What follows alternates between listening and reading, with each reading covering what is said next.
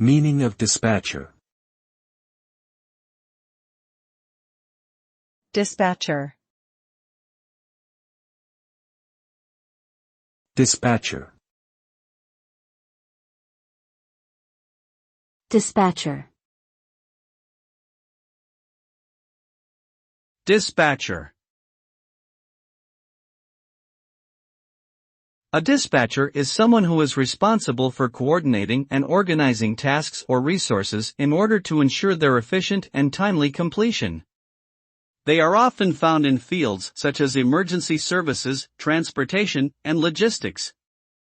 Dispatchers use communication systems and computer software to track and allocate resources, manage schedules, and communicate with teams in the field.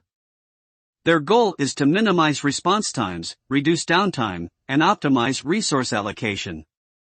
A successful dispatcher must have strong organizational and communication skills, as well as the ability to think quickly and adapt to changing situations.